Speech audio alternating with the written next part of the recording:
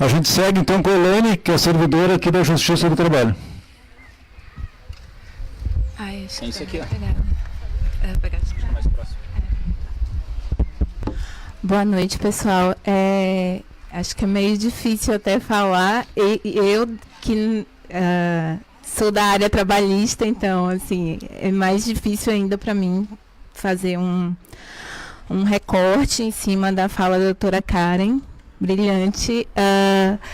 Assim, eu vou tentar pegar um gancho sobre o que ela falou do não preenchimento das cotas no concurso, né, para a magistratura. E isso, na verdade, é um reflexo porque a gente tem uma política de cotas para as universidades, né? Só que primeiro que as pessoas fazem críticas sem observar primeiro de que forma que essas cotas são asseguradas, porque na verdade as cotas para os negros elas são asseguradas dentro das cotas sociais, é um percentual dentro das cotas sociais que são asseguradas aos negros. Outra coisa, não adianta a gente assegurar cotas se a gente não tem uma política de permanência dessas pessoas na universidade. Então, a gente já começa mal daí. Quer dizer, na verdade, a gente começa mal lá de longe, né? Porque um país que teve mais de 3 séculos de uma economia pautada em cima do trabalho de pessoas escravizadas e que até hoje não fez uma reparação, então a gente já vem errado já de muito tempo, né? Mas em relação à política das cotas, então a gente não tem uma política pública de incentivo à permanência desses estudantes cotistas na universidade, então isso já é mais difícil.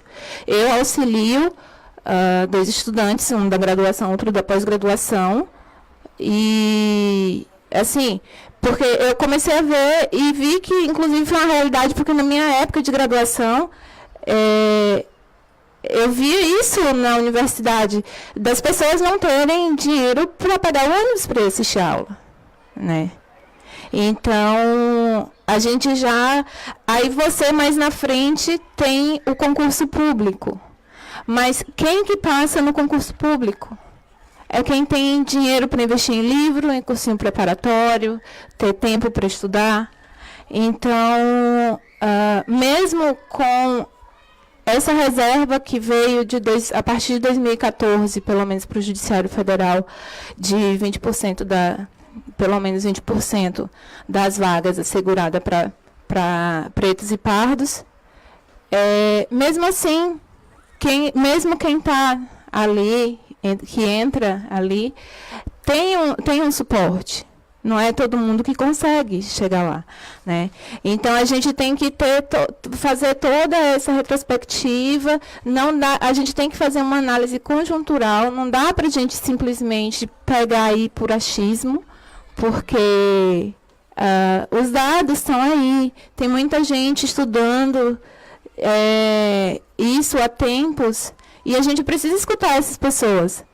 Então, assim, quando a gente chega e fala e acusa que as instituições são racistas, é porque, primeiro, que elas não refletem, gente, é 54% da população, e a gente tem uma média baixíssima de representatividade nesses espaços. E quando a gente fala de representatividade, não dá para a gente falar olha, mas o Joaquim Barbosa estava no STF. Não, assim, a gente não pode falar de um negro único, porque o negro único ele não tem o poder, em que pese ele possa estar ocupando um espaço de poder, ele não tem o poder de movimentar a estrutura, né? Então, na verdade, ele acaba confirmando a exceção. A regra, na verdade. Ele é a exceção que confirma a regra, né? Então, assim, e esse é o retrato das instituições da gente. Então, não dá para falar qual é o tratamento que o Estado vai dispensar para as pessoas negras se as instituições, não só as estatais, mas as privadas também, é bom se frisar isso, porque isso reflete que é toda a estrutura da nossa sociedade que é racista.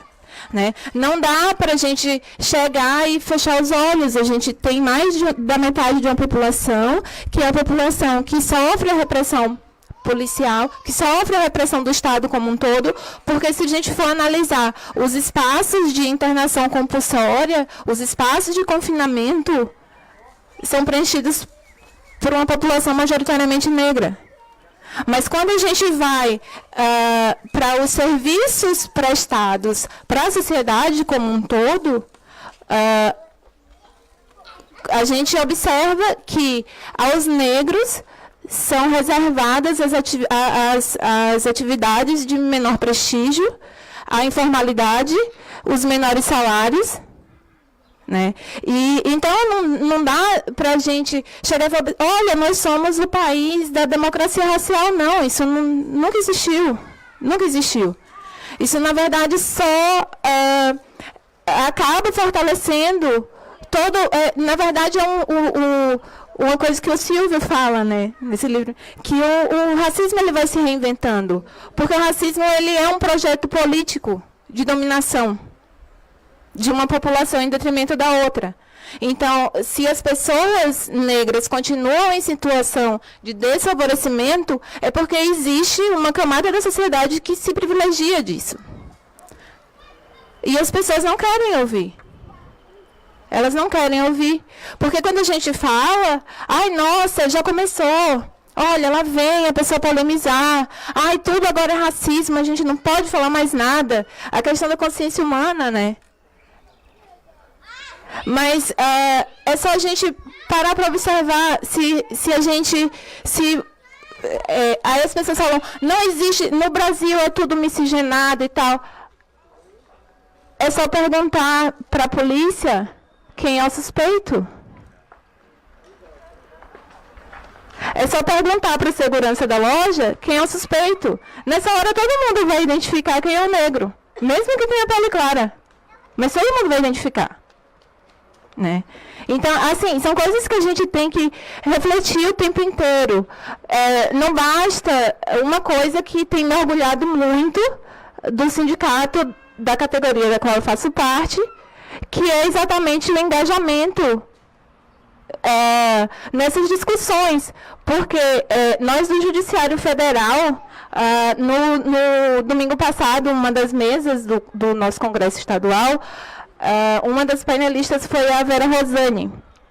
E ela falou uma coisa com muita propriedade. Aliás, tudo que ela falou tinha muita propriedade. Mas nós somos os primos ricos do serviço público. E no caso do Judiciário Federal, a gente é uma categoria mais embranquecida ainda. Né? E me orgulha muito ver que o sindicato da categoria da qual eu faço parte e que me representa tenha se engajado nessa discussão, tenha percebido que o seu papel é mais do que institucional, de só discutir as pautas da categoria. Porque não dá para se discutir nada, absolutamente nada, com seriedade no Brasil se a gente não fizer partindo do pressuposto de que nós somos, sim, uma sociedade racista. A gente nunca reparou a tragédia da escravidão, gente. Nunca. Né? Então, assim, quando a gente... Aí vem, nossa, mas agora vocês têm cotas. Como se as coisas magicamente fossem se resolver. Primeiro, que a política das cotas é muito recente, no caso da política para vagas no concurso público, são de 2014, começaram a ser implementadas em 2015, e mesmo assim é um percentual muito baixo, porque a gente tem toda uma carga, toda uma situação que simplesmente... Isso é só uma pontinha. É uma pontinha. E outra coisa, que ainda quando a gente entra, as pessoas... Primeiro que a gente já é mal visto.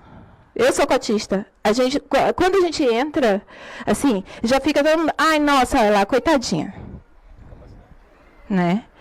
E aí, uma coisa que eu assumi, não que eu acho que todo mundo tem que ser militante, mas eu acho que o espaço que a gente ocupa ali, a gente tem que ser um contraponto, sim, a gente tem que incomodar. A gente tem que incomodar.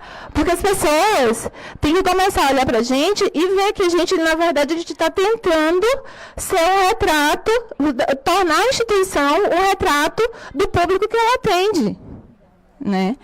Então, assim, a gente tem que levar essa discussão, todas as pessoas têm que levar a discussão, e principalmente as pessoas brancas.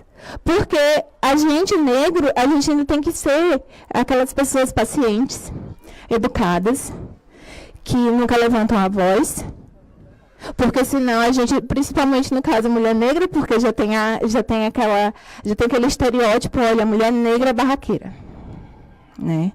Então, assim, e ninguém para pensar que as pessoas, elas estão cansadas. As pessoas negras estão cansadas de ficar o tempo inteiro tentando educar os brancos. Então, assim, é um chamado que eu faço, inclusive, para as pessoas brancas que são simpatizantes, que são aliadas, que eduquem os seus pares. Porque a gente já vive num estado de cansaço, porque, imagina só, as pessoas, a gente parar para analisar que muitas mentes brilhantes estão deixando de se dedicar a diversas áreas do conhecimento para ficar produzindo material para explicar para as pessoas que o racismo está errado. Né? Porque se a gente for olhar hoje a militância, com o advento da internet, a gente teve uma pulverização, isso é ótimo, o fortalecimento da militância negra se fortaleceu muito, né, com os espaços virtuais, mas você vê gente de várias áreas de conhecimento que poderia estar produzindo coisas da sua área, mas as pessoas acabam saindo da curva da vida que elas projetaram para poder ficar explicando para as pessoas que a gente precisa desconstruir as bases dessa estrutura, dessa sociedade racista que a gente tem. E aí, para finalizar, só para demonstrar, porque nós tivemos recentemente um censo dos servidores ativos na Justiça do Trabalho. Né? Eu tenho dados aqui do mês de setembro. A gente pode ter tido alguma alteração, porque tem nomeação, enfim. Mas que e a gente já, nesse último concurso que nós tivemos, já tivemos reserva de cotas. Foi o concurso através do qual eu entrei. Mas mesmo assim, isso ainda a gente ainda vê uma distorção muito grande. Eu vou ler para vocês aqui os números. Servidores por sexo, raça e etnia. Amarelo. Homens, 3, mulheres, 3. Brancos. Homens, 1.584. Mulheres, 1.475.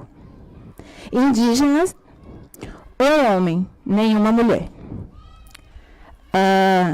Preto, 39 homens, 41 mulheres.